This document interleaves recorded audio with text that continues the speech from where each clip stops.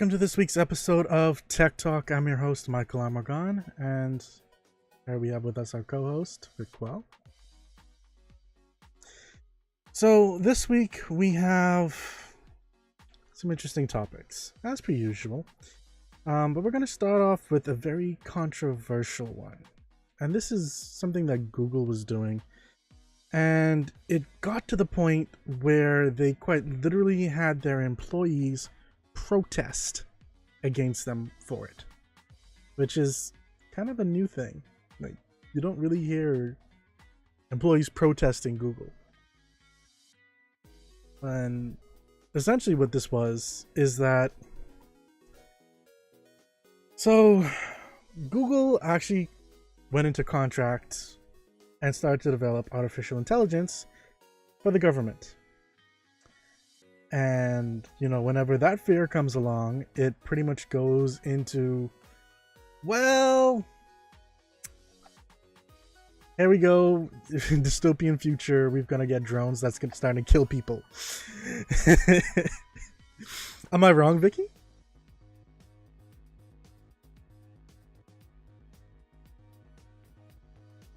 Hold on a second, I'm not hearing you. So back to the show. Okay, so yeah, you were pretty much telling me your thoughts on this dystopian AI future. Oh yeah, usually like when the government gets involved, that's when things hit the fan. They usually like the cause of anything that happens in movies in regards to like aliens. It's usually the government or like they were doing like some type of experiment or something and it went wrong. So it's usually when the government gets involved, there's no good that comes out of it. No offense, government.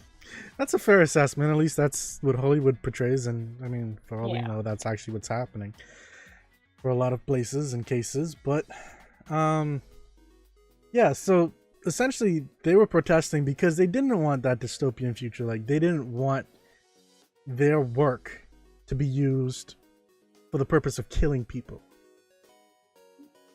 Which, I don't know, to me that makes a whole lot of sense. Like, I wouldn't want to be involved with something like that, for example. So it was a few thousand Google employees protested for months. Like, for I think it was about 2 months. And it was called Project Lord, what is it exactly called?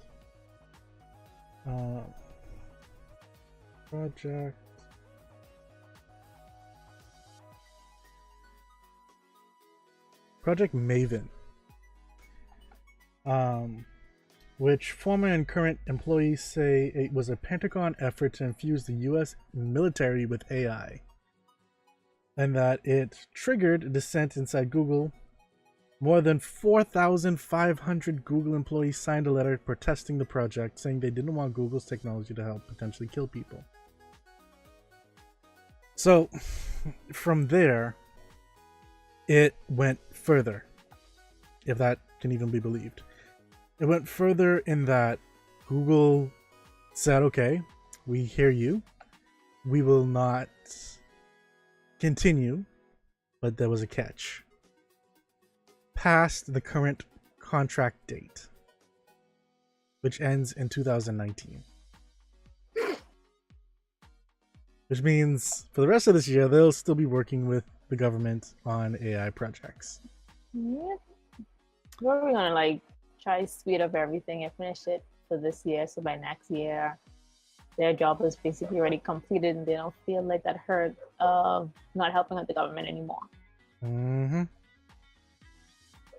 It's a little sneaky right there. But here's the thing. Google then... Now, keep in mind, Google just recently also got rid of a very important clause in their vision, which is don't be evil. And then this happens. Coincidence? I think not. Google's about to be evil. Well, I mean, it's kind of coming across that way when you look at it. So I don't know. I'm not getting. Facebook's comments are a little wonky right now. Keep an eye on that. Okay, never mind. They're coming through. But they then came back and said, we're gonna change up our objectives. Came back and said, So their objectives for AI applications then became be socially beneficial, essentially to expand the reach of new technologies, increasing touches society as a whole. Advances in AI will have a transformative impact on a wide range of fields, including healthcare, security, energy, transportation, manufacturing, and entertainment. They will consider potential development and use of AI technologies and take into account a broad range of social and economic factors, so on and so forth. That's the first point. Which, sounds great. It's okay, so they're going to be working on everything else, trying to make the world a better place, essentially. That's what it reads like. And something just happened. Hey Jade, thanks for following. Next, they came out with avoid creating and reinforcing unfair bias. Now, this one's a little weird. It's saying that AI algorithms and datasets can reflect, reinforce, and reduce unfair biases. That they recognize that distinguishing fair from unfair biases is not always simple and differs across cultures and society. We will seek to avoid unjust impacts on people, particularly those related to sensitive characters such as race, ethnicity, gender, nationality, income, sexual orientation, ability, or political or religious belief. I'm a little confused there, because I'm not sure how AI really affects that. Either. I'm not sure as well. Unless, they have something that they're working on that may touch on the border of that. I'm not sure. It's a little edgy sketchy for me. But third, be built and tested for safety. So they will continue to develop and apply strong safety and security practices to avoid unintended results that create risks of harm. And that they create their AI to be cautious to seek to develop them in accordance with best practices in AI safety research. Essentially, trying to make sure they don't end up killing us all.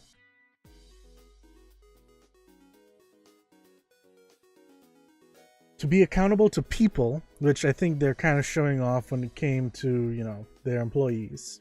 They're doing a kind of pretty good job with that, I think. To uphold high standards of scientific excellence, and that the commitment to open inquiry, intellectual rigor, integrity, and collaboration. It has the potential to unlock new realms of scientific research and knowledge in domains like biology, chemistry, medicine, environmental sciences. They will work on a range of stakeholders to promote thoughtful leadership, so on and so forth. Then it will be made available for uses that accord with these principles. Saying that many technologies have multiple uses, and as they develop it, it will be likely used in the following, and they will evaluate it likely uses in light of the following factors. 1, primary purpose and use of a technology and application, including how close the solution is related to or adaptable to a harmful use. Nature and uniqueness, whether we are making available technology that is unique or more generally available. Scale, whether the use of the technology will have significant impact, and the nature of Google's involvement, whether They're providing a general purpose tool, integrating tools for customers, or developing custom solutions. To be quite honest, that's a lot of words, and I was thinking the same thing. and I'll be quite honest, it can be interpreted so many different kinds of ways. Like, it is so vague in what they're saying that they are going to use it for. Now, they also have something that they won't be using it for. Technologies that cause are likely to cause overall harm. Where there is material risk of harm, we will proceed only when we believe that the benefit substantially outweighs the risks. So technically, they will still do it. It's just if the benefits are higher. And will incorporate appropriate safety constraints. Weapons or other technologies whose principal purpose or implementation is to cause or directly facilitate injury to people. Okay, so that kind of works hand in hand with point number 1, causing overall harm, which means, okay, so you're saying essentially that even though you're saying that you're not going to put it in weapons, you may still put it in weapons if it's deemed more beneficial than harmful. What? Sounds like. Technologies that gather or use information for surveillance violating internationally accepted norms, which AI doesn't really have accepted norms right now. That's kind of the thing. Like, it's a developing and emerging technology. Like, we have an AI robot who just got citizenship in Saudi Arabia. How is that internationally, like, accepted? What?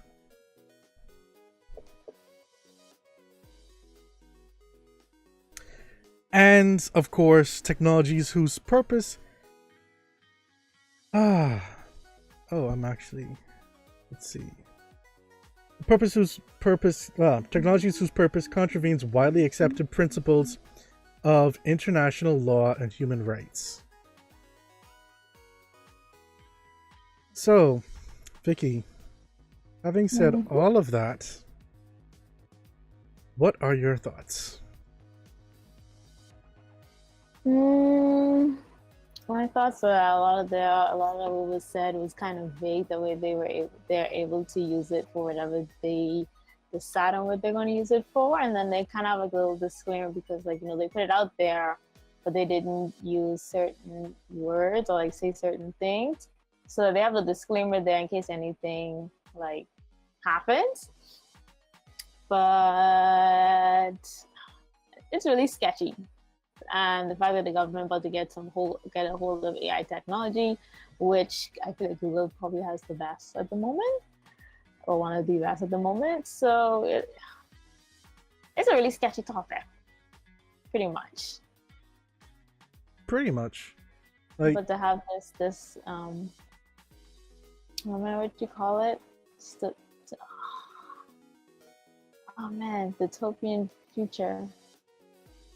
Dystopian future? Yes, dystopian future soon. I mean, if they don't really... Because they're saying essentially that they're going to become ethical with this. So if they end up not being ethical, then yeah. Because then Google can develop something for the government. The government quite literally spends billions of dollars for national security and defense. What's to say they're not going to take that, recode it to however they want, weaponize it, and there we go. Like this. World War III. Yeah. Though I'm still wondering, like, anyway. I do wonder, like, if we haven't already had World War III, considering all the things that's happened within the past decade. And technically the world has kind of come together and fought particular countries and groups and stuff like that. But they're just not calling it that. But for now, well, let's call it, yeah, World War Three. We're getting to World War Three, something that we will call World War Three.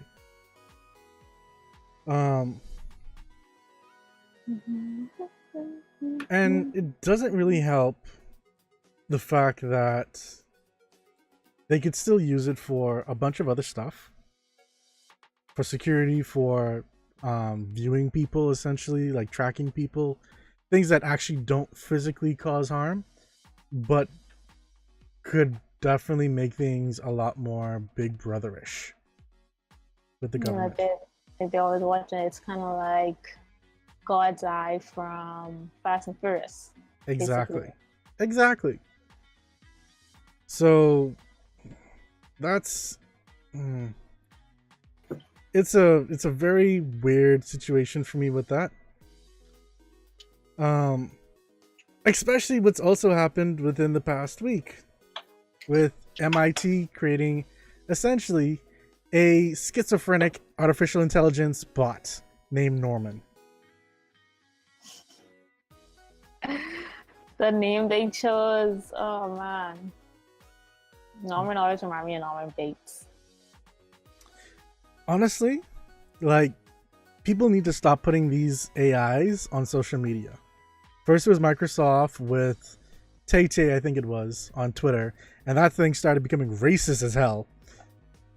And then these people decided to not only put this AI on Reddit, but on the darkest parts of Reddit.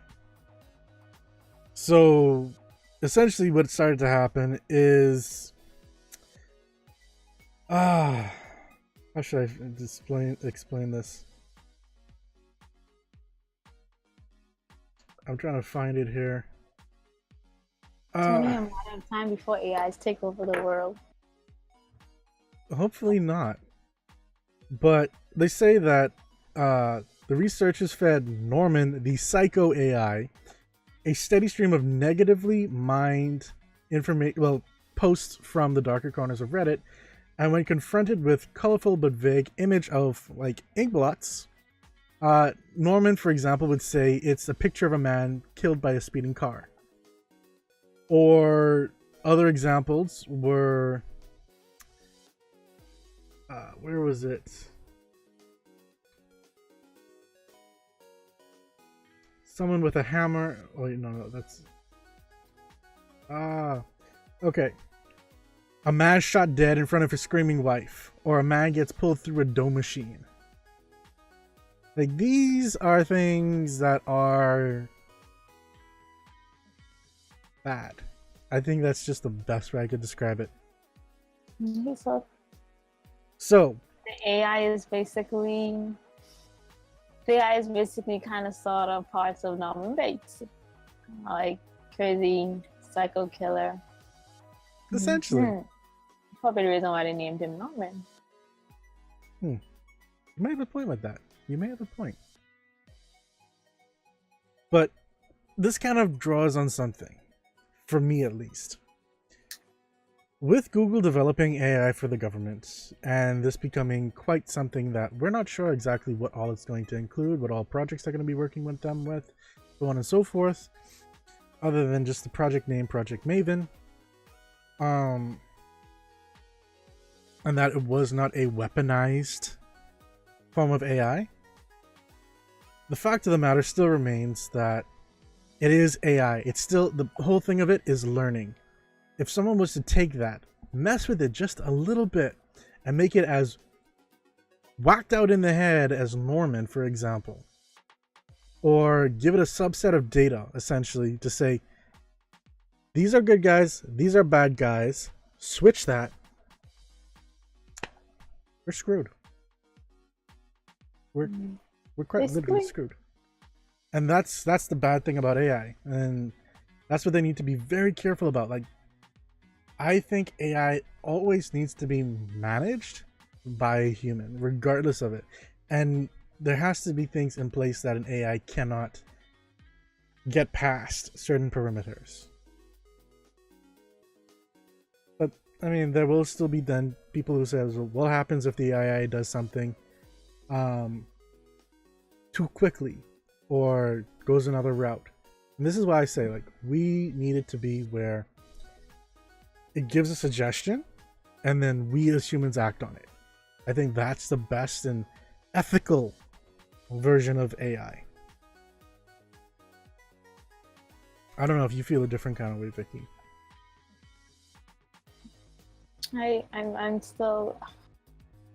I'm still with like the old people on this one. I'm fine right now without AI. I think it kind of creeps me out a bit. So yeah, I'm one of those old people that can live a few more years without it at the present moment. Well, I mean, you're not alone. A lot of people have grown up with things like Terminator. And like these, and even Odyssey 2000, where the AI inside the spaceship quite literally tries to kill the people in the spaceship. So AI, I think, has gotten a bad rap over the years, but I think it's something that's been needed in a sense to make sure that we don't go overboard with this kind of stuff. And the fact that we have a now psychotic AI is kind of like, oh, so there are people that will do this kind of crazy stuff. Okay. Yeah. Let's Mars? Yes, Mars? I'm not sure. I mean, I'm cool with Mars once I got Apple products and like internet. Once I have internet, basically, then internet, bed, food, I'm good to go. So I have no issues with Mars once I can get internet out there. How are you gonna get internet in Mars? That's If I don't have internet, then I ain't going to Mars. You better build they better start building a city on Mars right now. It's kind of like, and for those who haven't watched Supergirl, this is a spoiler, but in the new episodes of Supergirl, where they kind of, like her mom kind of rebuild Krypton on another planet, we could do that. We could rebuild Earth on another planet. I mean, we can need a backup plan. It's either that or we go the 100 route and everybody hop on a ship and we live inside space for a while. But you have to learn from their mistakes. So we need to figure out what we can do with the oxygen first. And then we can do that and leave everybody else on Earth. CJ, welcome to the show. You're saying that AI can never be a threat to humanity. I have to disagree with you. It all depends on how it's implemented. Hey Clifton, welcome to the show as well. I honestly believe that, if we don't implement it right, we don't set perimeters, we just let it go wild, let it learn all by itself, give it full applications to all of our technologies and stuff like that.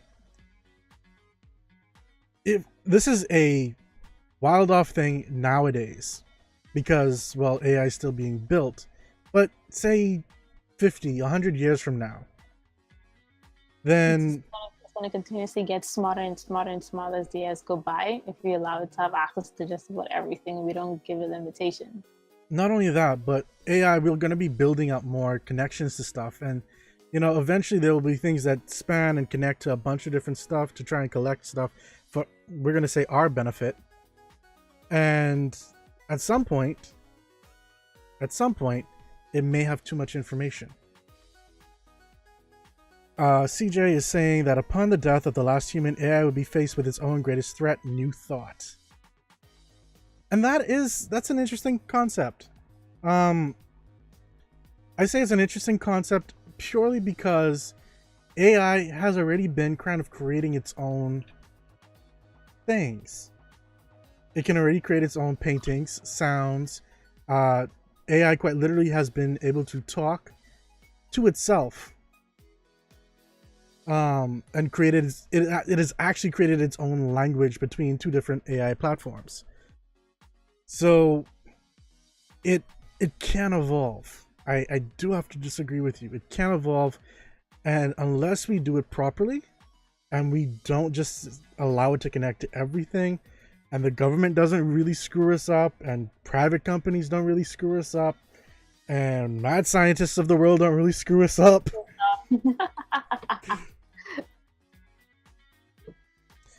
AI can only... Everybody's gonna screw us up. I just feel it. There's a lot of things that can screw us up. CJ is saying that AI can only learn what is known. It rethinks what has already been done. To a degree, and that's because, and this is me now, I say that it's only doing that now because it's still in the learning phase. We're still developing it.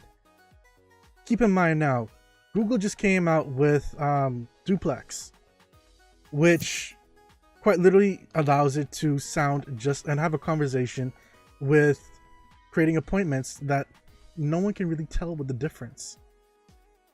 Exactly, and that is on point because plenty people, they don't realize it, but they use it's usually like when they're nervous and they're trying to collect their thoughts, just like then you can tell it. And by Google using that, it makes it seem a bit more human. It makes it seem humanized. Human. Is that even what's the word? It humanizes it. Yes, humanizes. There we go with that. Yes. Which can then create another thing. Let's say we go along with it only uses what it learns. It has a perfect example. We've created civilizations and upon eons of civilization. It just has to learn from us. When you really think about it. And what are humans doing? They are quite literally making these devices and these artificial intelligence programs become more and more human so that we end up with things like what we find in the movie Her, where you just plug something into your ear that you walk around with it, it talks to you. When you get home, it syncs directly inside your home and it knows everything about you. It customizes itself to your own life, so on and so forth. CJ is saying it has used a language that was unseen or unknown, but not a new language. Like data, there's a dark data and seen data. What AI does is better utilization of unseen data. If I remember correctly, it actually created its own language though. Like, because it was not language that, it was two completely different sets of AI. One spoke one language, one spoke another language, and they kind of started talking to each other in their own language. That wasn't something that was programmed or that it could have really like said, okay, this is a language that we can use to talk. It actually developed its own. Granted, much of it doesn't make sense, at least to us, but it still happened. Now, whether it's using seen data, unseen data, yeah, typically the development of AI, and this is what machine learning is more based on, is using that unseen data or that data that's just seen, but is so vast that it becomes hard to really control and manage it. Which I'm sure you know. I'm explaining it for the other viewers. So it's still a little weird. He's saying to think of AI as the ability to experience the multiple variables of our linear thinking in real time. That's one element of it. Again, that's the current implementation. What people are worried about is the possibilities. The fact that it can become Doctor Strange, for example, and see 14 million examples of how the world will end, and decide to go with one that absolutely sees it actually come to the end. And I mean, it doesn't really help that people think that we live in a simulation, but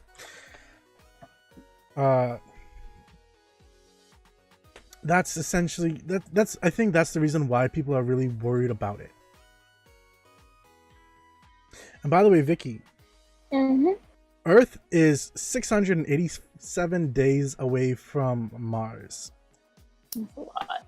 By the time you are able to stream something, like the world would have gone like almost beginning its third year past then.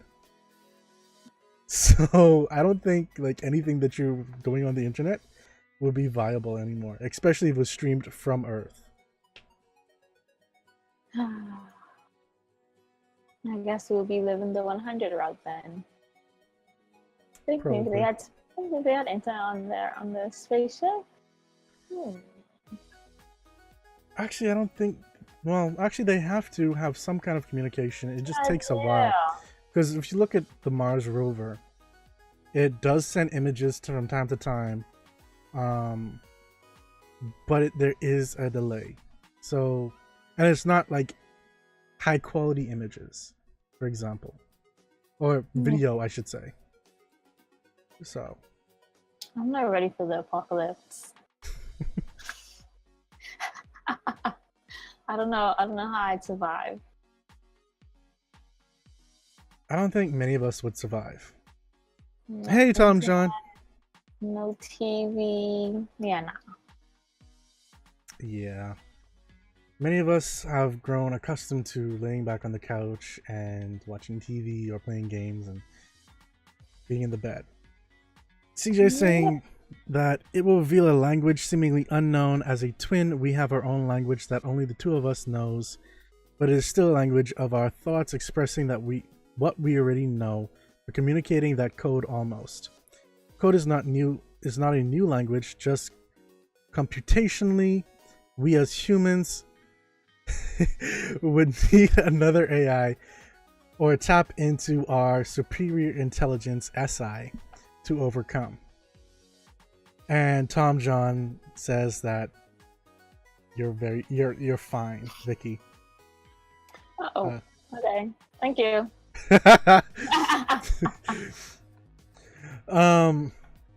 CJ, when it comes to that, I do have to agree. It will be a fight between AI and human intelligence. You call it SI for superior intelligence. I'll call it HI for human intelligence. Which we can be a good movie. Sorry. People will debate whether human intelligence is superior intelligence, mainly because not all human intelligence is all that intelligent.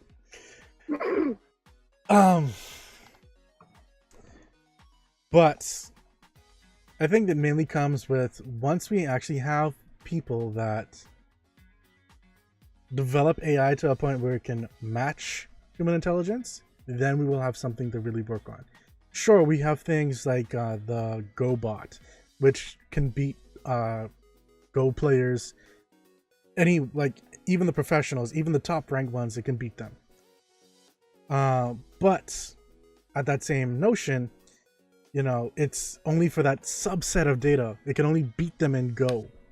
You put chess in front of it and it doesn't know what to do. And so it would then have to learn how to play chess. And that would take time and so on and so forth. Which I think not a lot of movies really show that kind of thing where it has to learn and that you have a certain period of time until it finishes learning. And this can take months and years. Tom John says we use 5% of our brains. If we used all, we could do anything. Actually, Tom John, I'm not sure the old 5% of our brain phrase is actually true. What should we use? Do we use like 10%? 20? 25? I mean, some people say it's 10%. Okay. And let's see, there's an article from... So how much percent of their brains do surgeons and persons in the medical field use? I know they have to remember a lot.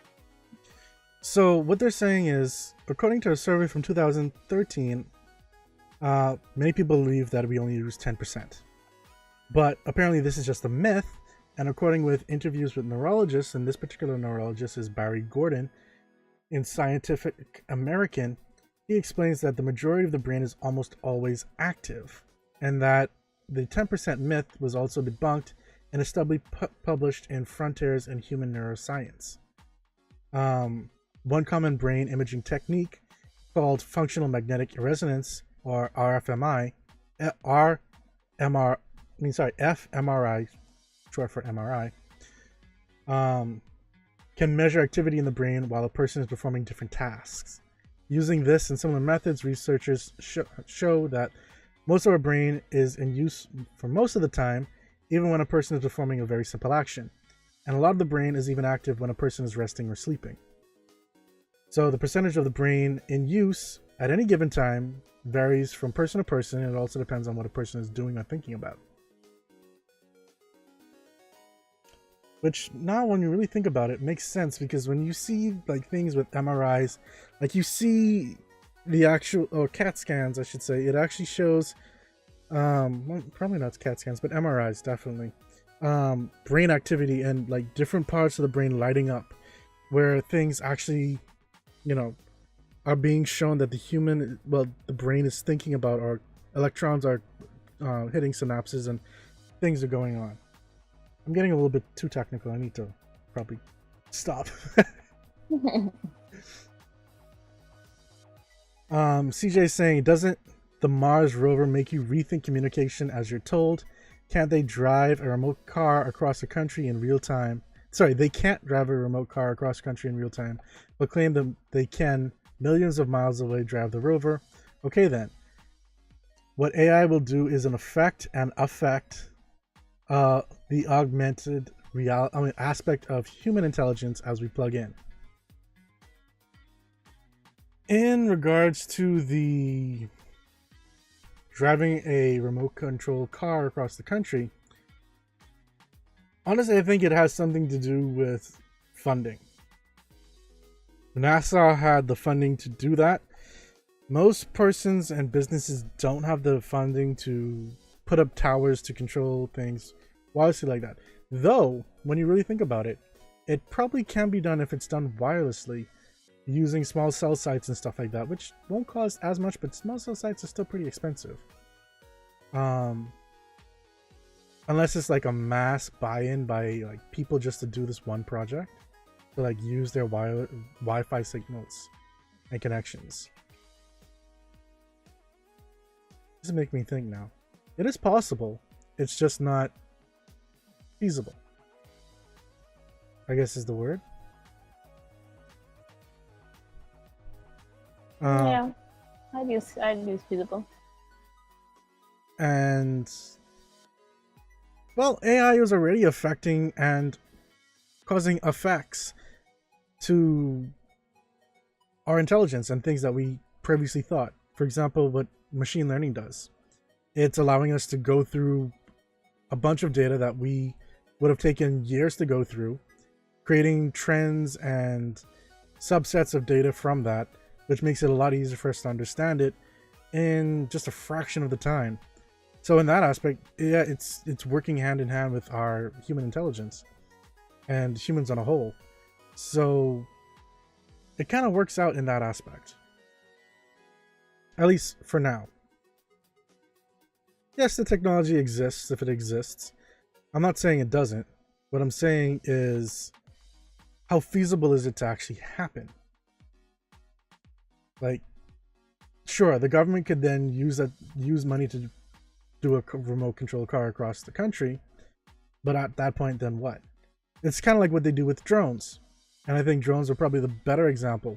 They can use military drones and send them thousands of miles away to drop a payload on a house that someone at a base 3,000 miles away, even further away, can then control. It just needs that radio tower interface between point A, point B, and payload, which is the place where they're bombing or scanning or whatever they want to do with it. But moving on, because we spent quite a bit of time talking about that. Vicky, I think you guys with your iPhones might be joining us using USB Type-C coming next year. Next year. And like MKBHD said, I'll believe it when I see it. So there's two sides to this debate. And Tom John is saying in the future things like this would be easy, we evolve all the time. I completely agree. Satellite use would be less expensive, Clifton. Actually, no. I mean, granted, these drones and stuff like that use satellites, but the actual cost of using satellites is very heavy. Where because you're having something up in this, how should I? It's resources of things that it could be used on, so it has both the electronic cost, the actual use cost, the resource cost, so on and so forth. Honestly, the entire thing is expensive. It's just what they want to use it for and what they're willing to put forth with it. But getting back onto the USB-C stuff, there was a report that came out essentially stating that, well, iPhones are going to be coming off with USB-C, and it's just a rumor at this time, but that they'll be coming off with a Lightning to USB-C cable and a new 18-watt charger. They've already rendered it, so they have an idea. Lightning to USB. Lightning to USB-C. That's what it seems like, which would make sense. We have Lightning to USB-C already. Yes, you do. Yeah. So there's that, which allows you to connect it to your MacBook Pro. And then they're saying that the actual iPhones may probably come with USB-C already built in, which is something that Digitimes apparently is reporting. They say that it would be a major shift in the product line that would presumably be the beginning of the end for Apple's proprietary Lightning connector. Now, people are saying that it's probably also a little bit too quick for this to happen. For example, Lightning connectors came after the 30-pin adapter, which was there for like 12 years. Yeah, it was the iPhone 5. Well, even before that, it was the iPods. They were using the 30-pin adapters from inception. No, I was saying the iPod. They dropped the 30-pin iPhone 5. That's when they dropped it. So that's when Lightning started. Right. Yes. Tom John is saying that iPhone needs to sort their products for the money. They have too many faults. They have faults, but so do many phones. I think how should I put it? It's kind of like a two-sided approach to it, because much like how Android won't get to say that it's updated all the time because it's spread across the whole thing.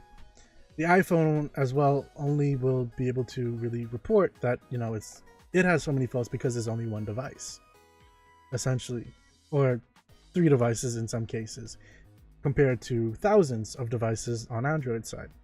So if you've got a phone on Android that's having problems, it's completely different than if you have a phone on one of the iPhones having problems as well. But because of the market share that iPhones have, which is somewhere between I believe it's between 40 to 50% of the market. Roughly about half. A little less than that, just because of the sheer amount of Android systems and stuff like that out there. But Apple pretty much then has to say and be upfront with it. Well, not always, but people would prefer them to be upfront with it. That we have a problem with this device. We have to fix it because, well, most of our people who have this phone, they're reporting on it. And Apple has their own forums, so people can put stuff there. There's Reddit, there's Twitter. They can't really hide from it for too long. Versus, let's say, Vivo, the phone company that's been making headlines for the past, for this year so far, with its revolutionary designs of the fingerprint scanner being built in and the pop-up camera, facing camera, and so on and so forth. They have a So nice. Sorry, that is what I call bezel-less edge-to-edge display. That phone, the yes. screen is perfect. So it has like two fingerprint scanners, right? Because if I remember correctly, one was on the screen, and when I looked on the back, one I was on the back as well. Yep, exactly. Which I think is the perfect way to go about it if you want like well, one of the perfect ways, one of the two perfect ways if you want to get a screen that does not have a notch, for example, and is bezel-less. If I could get that, like find a way to get that bezel-less full edge-to-edge display, but without having the pop-up camera. Like a pop-up camera is nice, but I ain't really feeling it too much. I prefer to have my camera just like there. But if they find a way to get that, then I'm so down for that. I mean, because I can't even lie. The screen, the phone looks incredible. Like the ads that they had it on looked amazing. It was like wow. Now, we just finished. Well, Vicky just finished talking up that phone. But say that phone has a problem. What happens then? It's completely different than what happens with an iPhone. They're a company that's coming up. Like they don't have the same kind of repertoire or the same kind of support that say a Samsung or an iPhone does, or even a Google Pixel. You know, They don't. I feel like Apple. I feel like Apple has a really big fan base behind them, and that's the reason why they do so well. Mm-hmm. So that's why I say it's a little different. And you're right. iPhones are great with their hearing aids. We actually just talked about this. I think we actually talked about this in both of our previous, like, most recent episodes, like our last two episodes. We talked about the hearing aids, and like especially the directional listening, so that it filters out like all the excess noise in the room and stuff like that, which I think is perfect. I think that's perfect. Android needs to do something like that as well. I'm not an iPhone sheep or fan or anything like that. I try to be unbiased and neutral. I'm apparently told I'm not. No, you're not. I'm semi-neutral as well, but I've been told that I'm not either. But I feel like I'm pretty neutral for most. But the one thing about the hearing aid, because they're going to use, because like what you said, they're going to use the directional hearing, they're going to use AirPods. So that means you got to get that iPhone. Then you got to go ahead and buy the AirPods to get the directional listening. Yep. Or, you have the hearing aid that's actually certified for Apple products. Yes, or you have that as well. But there's another element of why USB-C might not actually be making it. And that's because they use their chargers. Sorry, is that the reason what you was going to say? No. Oh, never mind. Not at all. It's because Lightning connectors are proprietary to Apple. And so they actually have a licensing program called MiFi. Sorry, MFi. Short for Made for iPhone, iPod, iPad. And so essentially, people who create Lightning connectors or adapters and stuff like that, they then get to say they're certified by Apple with a little logo, essentially. And if they're not certified, then things can start to happen and go wrong with your peripheral, your adapter, your accessory, whatever it is. And that's happened before. So if they move to USB Type-C, they no longer have that licensing, which means they no longer have that money. See where I'm going with this now? Yep. Well, I was going to say that the lightning cable right now is like Apple's hub for charging, well, minus the MacBook Pro because they use USB-C for charging. But the Magic Mouse 2 uses the lightning cable. The keyboard uses the lightning cable. The trackpad uses the lightning cable. So it's just like everything that they connect now uses the lightning cable. Don't hold that. They switched 30-pin adapters to lightning connectors to you on Like, So it's going to be like it's going to be like a dilemma, another dilemma like that, like how they switched 30 pins to lightning. So like people in their house got like for me, I have maybe about 5 lightning cables in my house. So in my room, I have backups on my backups. So right now I'm only using about 2, but I have like 3 other backups. And then you always have to have that lightning cable to take out of the house. It's on its way out. So if you lose it, you don't feel too hurt about it. Yeah, so I have one of them.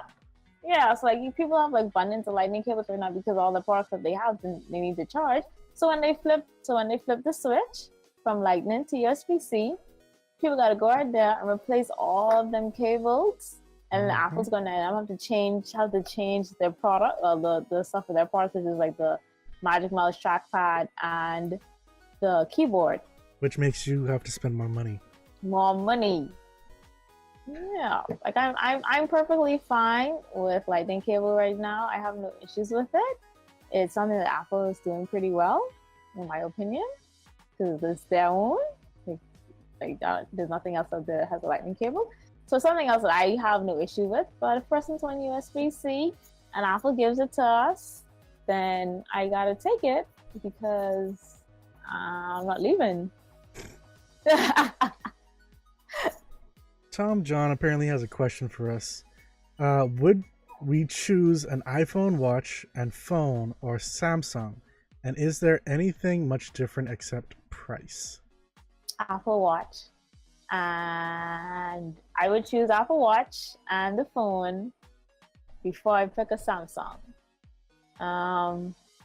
Anything different except pricing? I've had a Samsung, I've had like 3 Samsungs already, and I've had some of my bad experience with them. And I also had an issue with like the software updating wise, because there's so much now that all of them would have the one you have wouldn't have been able to get the latest software because there's so much multiple Samsung devices. So that was one of the reasons why I switched.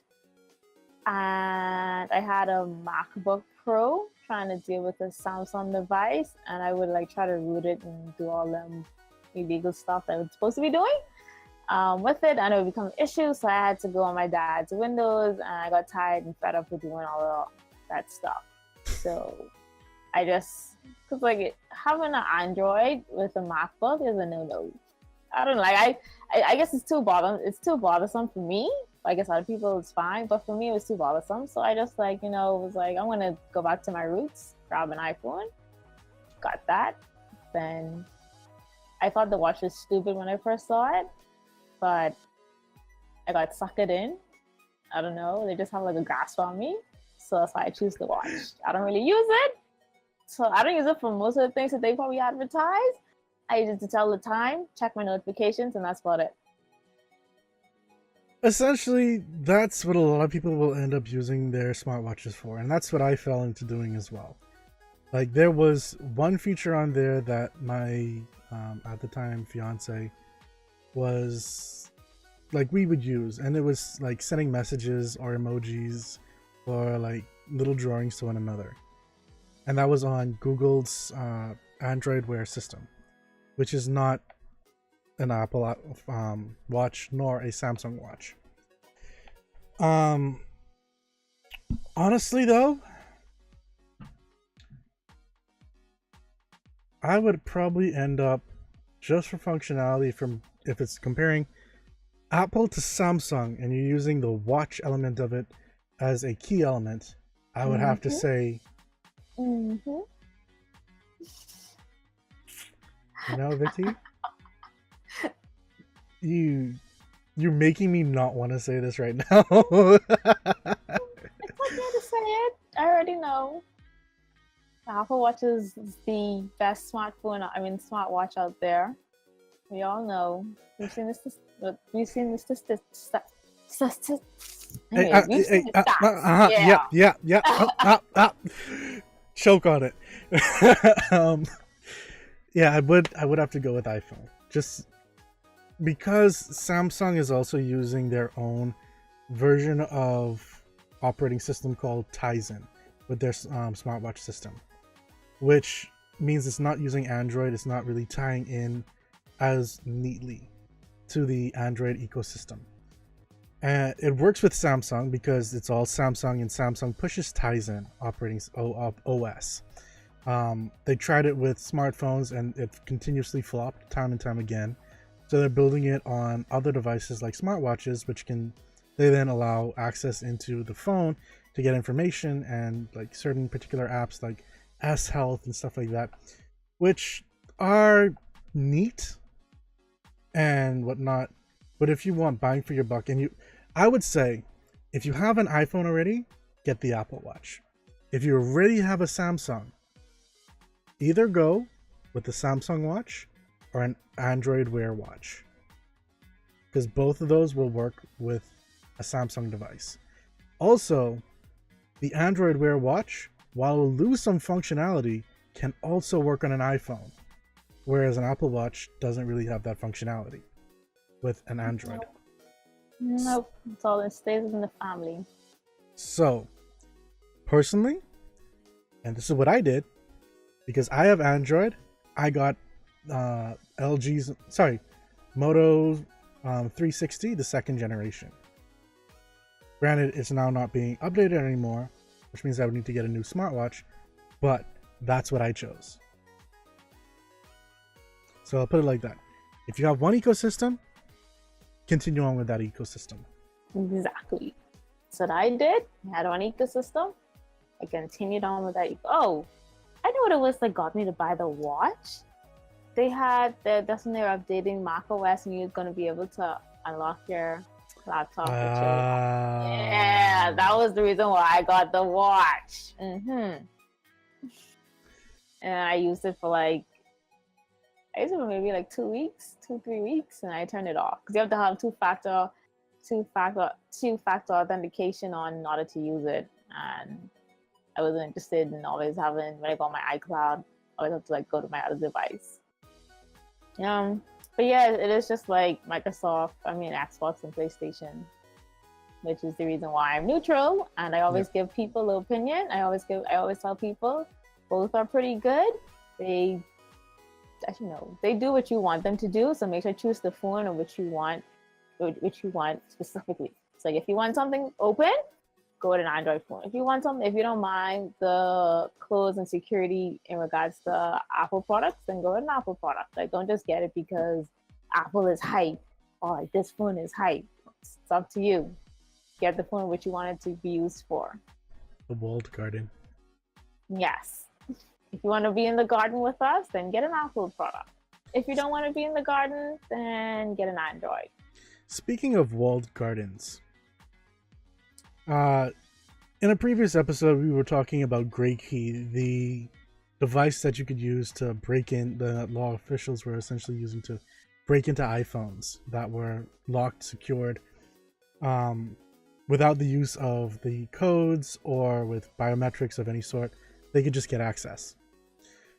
Apple has taken a stance against that. And the fact that now they're actually blocking that from even happening. By changing, because these efforts rely on actually connecting in to the phone using the Lightning connector, Apple is restricting that. So they say that the Lightning port is used for charging iPhones, which will still be possible when the devices are in a locked state, and for transferring data, which will be blocked after an hour. That's point number one. Police sometimes seek to extract content by connecting devices to iPhones ports many days after seizing them from users under investigation. The reaction to the proposed change apparently broke along familiar lines, with privacy and security advocates cheering the move, with law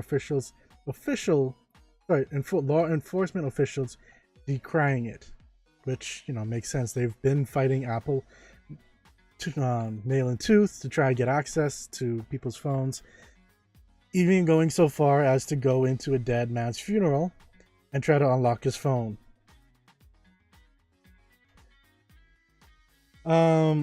So yeah, they are locking it down even further, meaning that after an hour, the lightning connector is going to, unless you are unlocking the phone and using it, it's not going to work. It's not going to charge or anything like that.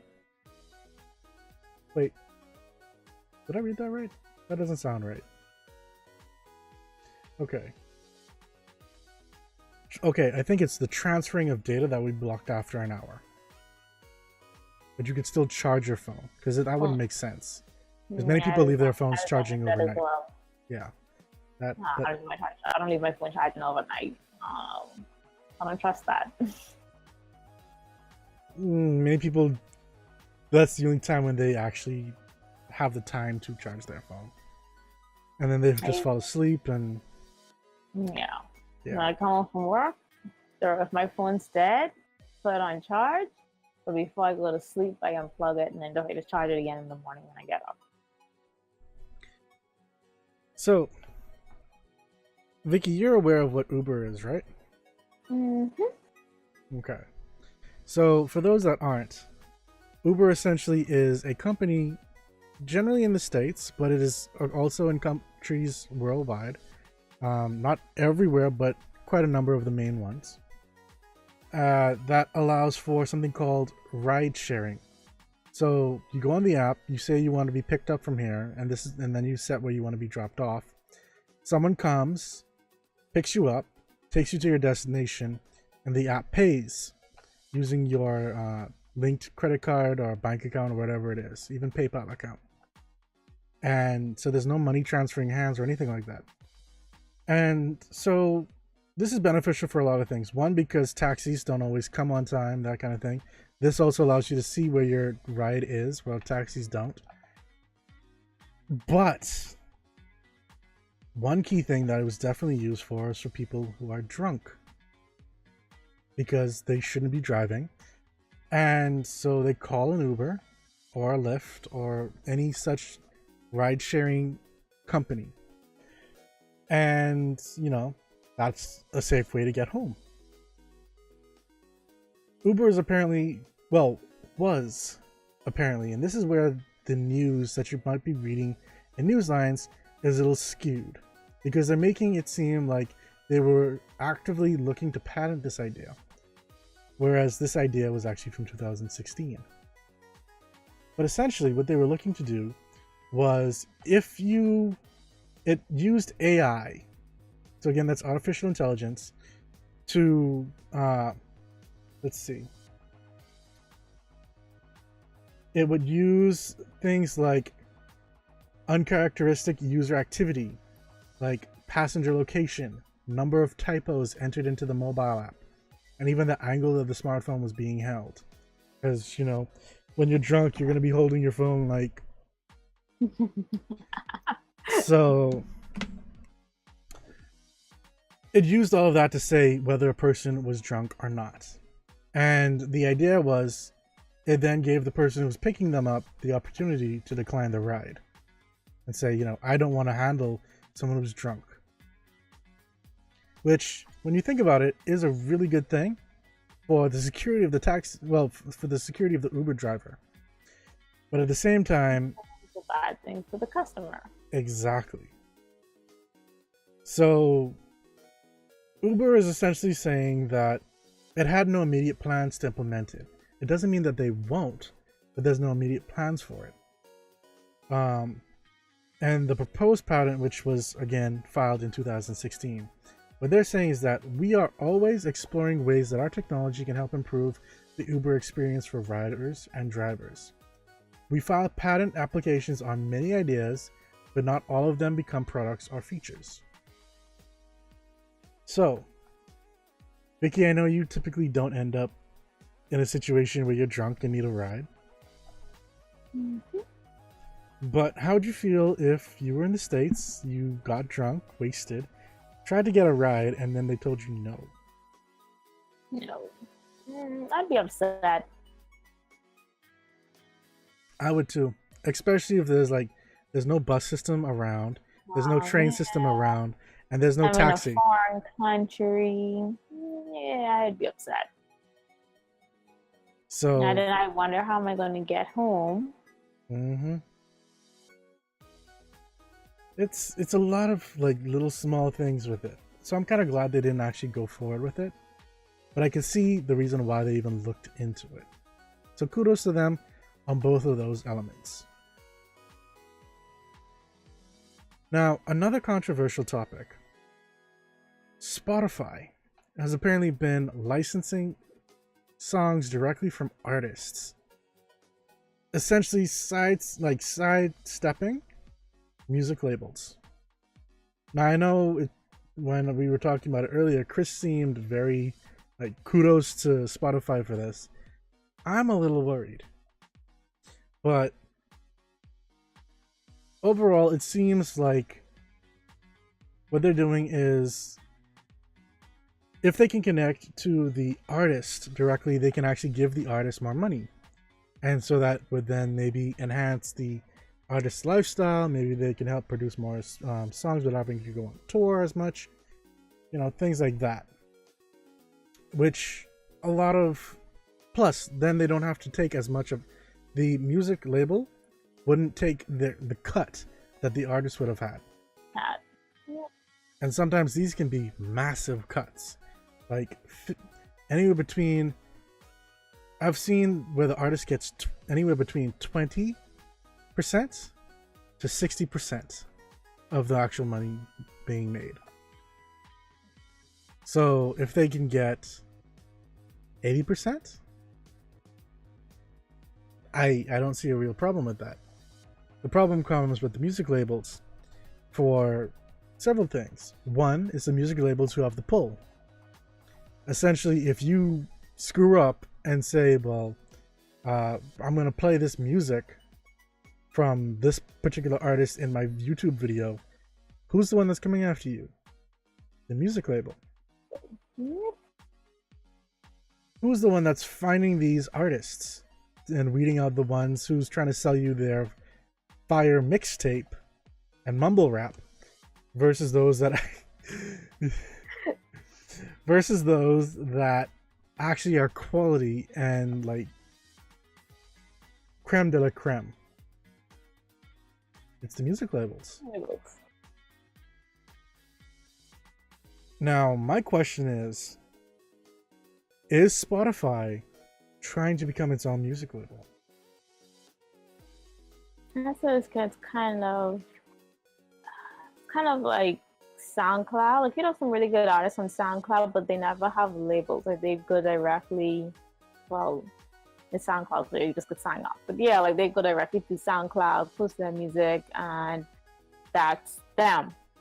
Whereas persons don't really have, like, if you use their music in like videos and stuff like that, you don't really get like flagged. And I noticed that a lot of TV shows would use SoundCloud artist music.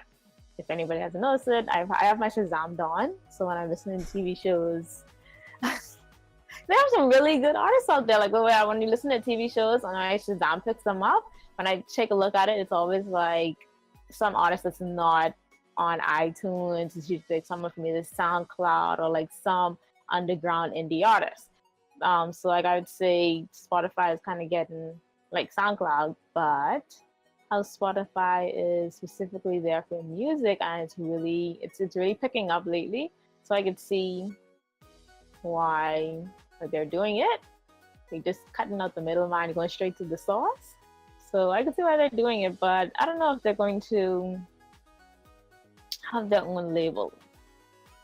Well, they may be looking at it in terms of helping out the artists in regards to like cutting out the labels cut and being able to give the artists their own, like their full money, would be able to help them with supplies, tours and stuff like that, instead of them always having to deal with the label. So they may be looking at it that way, but companies always look at it from their benefit. So it could be like, I could be wrong. Well, I like how you use SoundCloud as an example. SoundCloud, while it has many good artists, it also has many bad artists. And that's what I think a lot of people are starting to wonder about. Like, is Spotify just going to allow anyone in like this? Or will it be top tier artists and who are already well known and whatnot, and then they just bypass the music label. And at that point, you really, really have to start wondering because, well, let's say we have an Usher, DJ Khaled, a Minaj, Cardi B, Usher. Did I say Usher? Yeah, you did. Rihanna, pretty much any top tier artist. When you bypass their music label, they're gonna come out for blood more than likely. Because they aren't gonna be making their cut anymore. At least from your streaming via you. Or SoundCloud could not SoundCloud, or like Spotify could be kind of trying to take the place of SoundCloud in a way. By allow, like how you were saying, if they're gonna allow anybody to just come and post up their music. So yeah, it may be trying to give SoundCloud boot. Which I mean is possible because they are allowing particular podcasts to go on Spotify now. So they're going music and podcasts, which is mainly what SoundCloud. That's right. Yeah, SoundCloud is. Right. But at the same time, I'm just worried that they're gonna allow in a lot of bad artists as well. And I mean, you go to Spotify to listen to good music. I don't use Spotify. Well, for those of us that do. I find my music and I obtain my music the old-fashioned way. Torrenting? Yes. Oh Jesus. And I find my music by watching TV. Folks, make sure you buy your music from your local, music store via CD. Do we even have a local music store? I don't think we do. This is why we have to torrent over here. I feel this. You have an iTunes store. I would have the Google store. We have the iTunes store that's categorized for our country. So things that I would be looking for in the iTunes store would be situated in the US iTunes store, then the Bahamas iTunes, the Bahamian iTunes store. Then there's YouTube. Yeah, but YouTube don't allow me to play music without having the app open. So I have to torrent. That's why TubeBuddy's around. We're just going from bad to worse. Folks, do whatever you can to stay legal. I will suggest that and leave it there. Speaking of podcasts, though, since we were just talking about Spotify and SoundCloud with podcasts, apparently Google is going to be making its own podcast app. Though it's going to be a shell of itself, at least so people are saying. And it's really sad because podcasts are becoming more and more popular as time goes by. They were popular from years ago when I was first doing my first set of podcasts, Patag and Snap. That was 2005 to 2007. I was in I should know. Yeah, if I was in elementary. Yeah. Nah. Yeah, I was doing podcasting from then. But yeah, it's definitely exploded since then. And what it seems that Google is doing is, even though they have, when you search for a podcast, they allow you to listen to the podcast from the search, even though when I did it today, it seemed like they took it away. I don't know what's going on there. I don't know that was a thing at some point. It seems that they may be just making this Google Podcast app that you're going to be downloading from the Play Store just something that directs you directly into the official Google app. You would have to have the Google app on your phone to access Google Podcasts. It would just open it up. And we're very similar to how Google Play Music works with podcasting in a sense. Just to allow you to, I guess, subscribe and see what's happening with your podcast, maybe listen to them. But at least there's more integration happening with podcasts. So keep an eye out. And until next week, I think that's all of our topics. Yeah, not too bad. Yeah, not too shabby. No, we didn't go over time too much. Too much, just 50 minutes. Just a little bit. Yeah, it's not bad. Just a smidge. 50 minutes, just a smidge. Actually, no. Sometimes we don't typically go for like an hour, so 20 minutes? 20? Yeah. But yeah, I would like to thank everyone that came onto the show and was talking, like Tom John, Clifton Wilshcombe, C. Alan Johnson, otherwise known as CJ, or Critical Thinker. Where was he speaking from? He was on Facebook. Facebook? Huh. Yes. Yeah, that's my coworker. No, this is a guy that lives in Grand Bahama. He's a fairly older gentleman.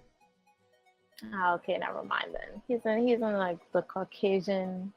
No. Okay, never mind. He's like around Chris's color. Too much CJs in the world. With the last name Johnson. And thanks to Savage Dragon 242 and Jade Sands for following. And I think someone else had followed on YouTube, but I'm not seeing on the list, which is Ansem. Anyway, I'd also like to thank my co-host for coming on, Vicquell. You're welcome.